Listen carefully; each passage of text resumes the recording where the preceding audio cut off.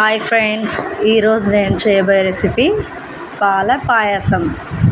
ఈ సూపర్గా టేస్టీగా ఉండే ఈ పాల పాయసాన్ని సింపుల్గా జస్ట్ తక్కువ టైంలో మీరు కూడా ట్రై చేయొచ్చండి.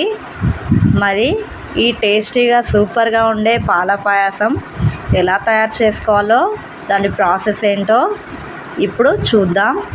మరి నా ఛానల్ కనుక మీకు నచ్చినట్టయితే సబ్స్క్రైబ్ చేసుకోండి. ముందుగా స్టవ్ వెలిగించి ప్యాన్ పెట్టుకొని మన పాల పాయసానికి ఒక కడాయి తీసుకొని అందులో మీకు ఎంతైతే కావాలో అంత సేమియానైతే తీసుకోండి. ఇలాగా సేమియాను బాండిలో వేసుకొని కొద్దిగా అలాగా ఫ్రై చేసుకోవాలి.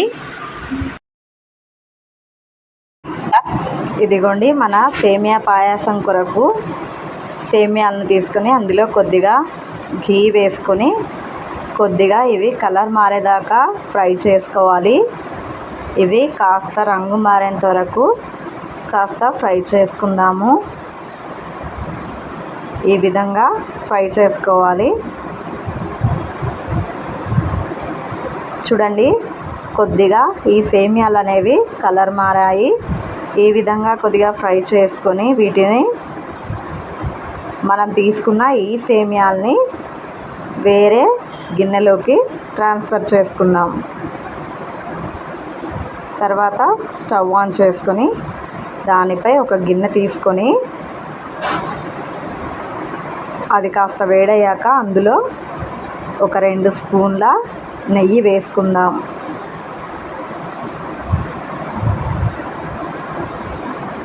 అలాగా నెయ్యి వేసుకున్నాక అందులో కొన్ని జీడిపప్పులు, కిస్మిస్ వేసుకొని కొద్దిగా అలాగా ఫ్రై చేసుకొని పక్కకు తీసుకోవాలి. దూరగా వేగాలండి. కాస్త అలా ఫ్రై చేసుకొని పక్కకు తీసుకుందాం.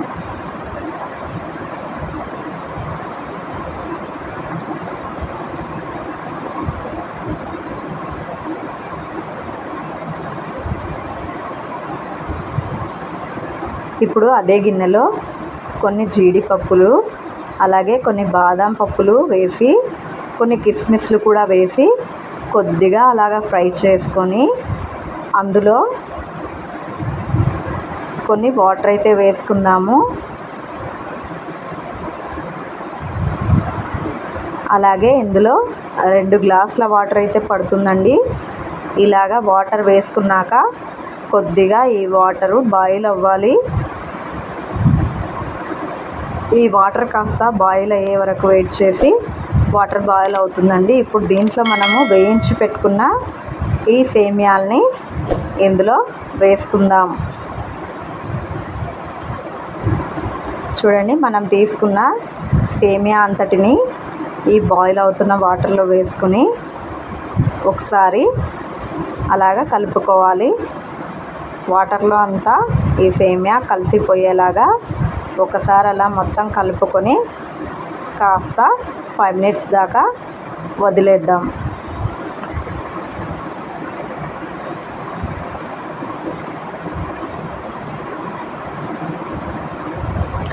చూడండి, మనం తీసుకున్న సేమియా అనేవి ఒక 50% వరకు ఉడికిపోయి ఉండాలి.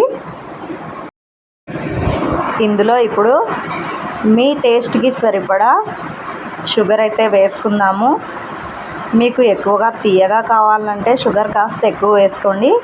లేదు మేము నార్మల్గా తింటామంటే మీరు ఎంత తింటారో దాన్ని బట్టి మీరు షుగర్ వేసుకోండి.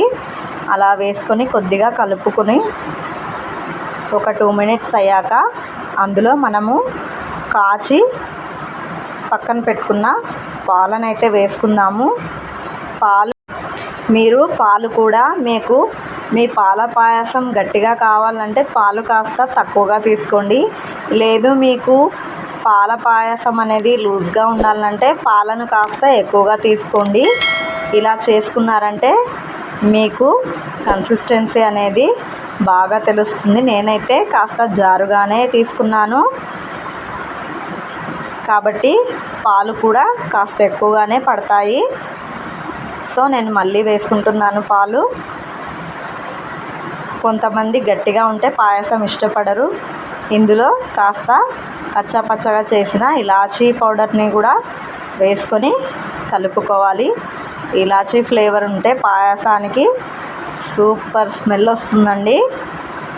అంతేనండి, చాలా సింపుల్, ఇంకా చాలా సూపర్ టేస్టీగా ఉండే పాల పాయసం అయితే రెడీ అయిపోయింది.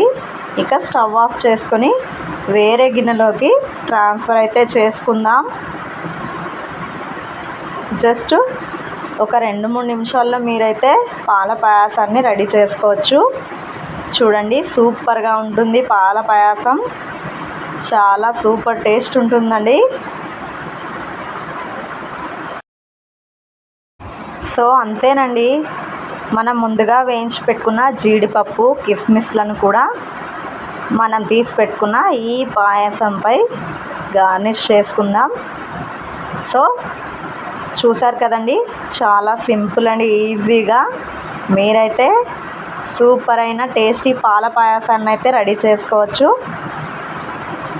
అలాగే నా ఛానల్ కనుక మీకు నచ్చినట్టయితే లైక్ చేయండి, షేర్ చేయండి. అలాగే ఈ రెసిపీ ఎలా ఉందో నాకు కామెంట్ చేసి చెప్పండి. సో నా ఛానల్ కనుక మీకు నచ్చినట్టయితే సబ్స్క్రైబ్ చేసుకోవడం మర్చిపోకండి.